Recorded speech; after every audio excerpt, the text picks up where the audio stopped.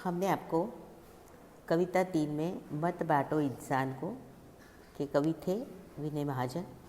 इसकी एक से ये 3 पंक्ति आपको विस्तार से समझाई, बराबर। कि मंदिर मस्जिद गिरजाधर ने बांट लिया भगवान को, धरती बांटी सागर बांटा मत बांटो इंसान को, है ना। तो कवि दुनिया के लोगों को क्या कहना चाहते हैं कि भगवान तो सबका एक ही है, परंतु आप लोगों ने उसे मंदिर मस्जिद गिरजाधर, है यानी ईसाइयों का स्थान, चर्च जिसे कहते हैं, आदि को अलग अलग पूजा घर बनाकर भगवान का बंटवारा किया। इसी तरह देश का भी अलग अलग बंटवारा कैसे हुआ, है ना। तो देश भी अलग अलग बनाकर धरती का बंटवारा किया और साथ साथ सागर भी अलग अलग हिस्सों में क्या करने लगे, अपना अधिकार बांटने लगे। तो अब कम से कम आप इंसान का बंटवारा तो मत करो।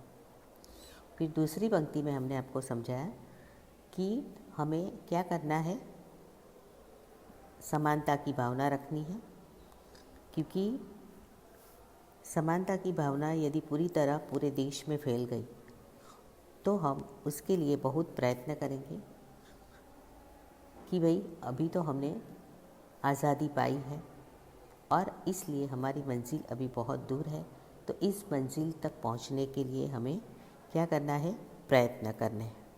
पर वो प्रयत्न कैसे होंगे, जब हम एक साथ मिलकर चलेंगे तब। तो अभी भी कई जगह ऐसे घर है जहाँ पर बिजली की रोशनी सिर्फ केवल धनवान लोगों के घरों में है, लेकिन गरीबों के घरों में तो अभी भी दीपक ही जल रहा है। फिर उसके बाद ये बताया था कि मिला न सूरज का संदेशा हर घाटी मैदान को, धरती बाटी सागर बाटा मत बाटो इंसान, है ना। तो अभी कई ऐसी घाटियाँ हैं, कई ऐसे मैदान हैं जहाँ तक सूरज का संदेशा मिला नहीं, यानी कि मानव जो है उनमें समानता का विचार अभी दुनिया के बहुत से भागों तक पहुँचा नहीं। इसलिए क्या कहते हैं, मिला न सूरज का संदेशा हर घाटी मैदान। अभी भी कई ऐसी जगह है, ऐसी घाटियाँ है, ऐसी मैदान है जहाँ पर लोग रहते तो हैं, पर उन लोगों के मन में जो समानता के विचार है वो अभी तक उनके कानों तक पहुँचे नहीं।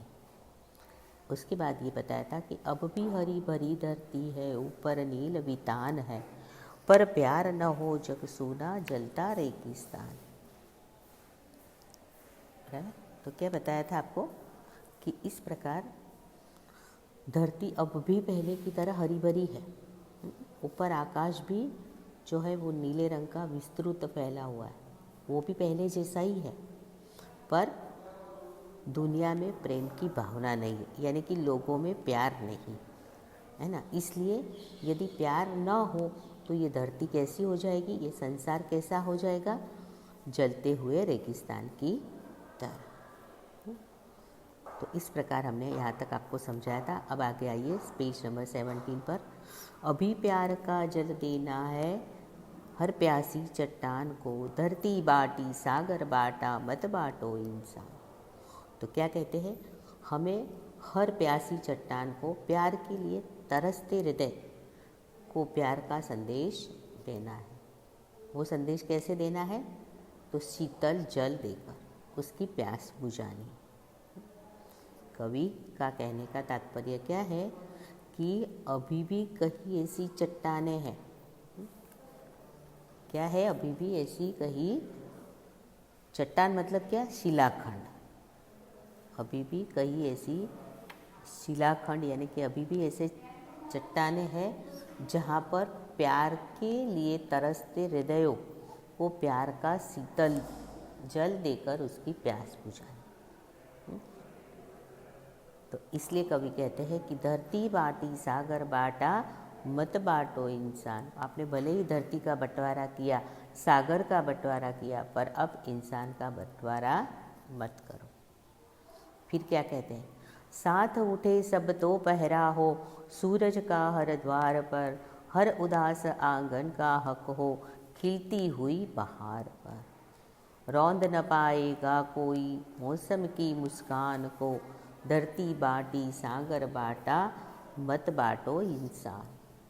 तो कवि क्या कहते हैं कि अभी भी सबको, हमें सूरज की तरह, जो सूरज जो प्रकाश फैलाता है, उसी तरह हर एक के लोगों के दिल में समानता की भावना जगानी है। तो इसलिए क्या कहते हैं, साथ उठे सब तो पहरा हो। यदि हम समानता के सूरज का प्रकाश तभी सबको मिल सकता है जब सब लोग एक साथ जग जाए, यानी कि जाग जाए और अपना दरवाज़ा खोल दे। सूरज का हर द्वार पर, हर उदास आंगन का हक। तो क्या कहते हैं, सबके घरों के आंगन में तभी समानता का प्रकाश फैलेगा जब समानता की भावना फैलेगी। तो हर आंगन में उसी तरह खुशी छा जाएगी जैसे बाग में बहार आती है। तो कवि क्या कहते हैं कि साथ उठे तो पहरा हो। ऐसा कवि ने क्यों कहा है? तो पहरा यानी रखवाली करना, सुरक्षा करना। हम यदि एक साथ मिलकर क्या करेंगे, हम एक साथ मिलकर यदि हमारे देश की सुरक्षा करेंगे, रक्षा करेंगे, तो कोई भी ऐसा दुश्मन नहीं है जो हमें इस प्रकार गुलामी की बेड़ियों में जकड़ा कर रखे। पर इसके लिए हमें क्या करना होगा, समानता की भावना रखनी होगी। और इस कारण हम सबको एक साथ मिलकर जागना है। सूरज का हर द्वार पर, जैसे सूरज के हर द्वार पर हमें क्या करना है, आगे बढ़ते जाना है। जैसे सूरज ने हमें प्रकाश फैलाया, प्रकाश दिया, और इस कारण हमें भी पूरी दुनिया को किस प्रकार प्रकाशित करना है, साथ मिलकर। कि कोई भी ऐसा दुश्मन या कोई भी ऐसे जो आज़ादी के पहले गुलामी के बेड़ियों में जकड़े हुए लोग थे, उन्होंने बहुत ऐसी गुलामियाँ सही, है ना, बहुत मुसीबतें सही। तो ऐसा हर किसी को न हो, तो इसके लिए हमें क्या करना है, एक साथ मिलकर आगे बढ़ना है। और सबके घरों के आंगन में तभी समानता का प्रकाश फैलेगा जब हमारे हृदय में समानता की भावना फैले। तो हर उदास आंगन का हक हो, खिलती हुई बहार। आंगन यानी घर के भीतर का खुला हुआ भाग, बाहर यानी शोभा, वसंत। उदास यानी दुखी होना। तो हर उदास आंगन का हक, तो हर एक आंगन में क्या है, खुशी छा जाएगी। कब खुशी छा जाएगी?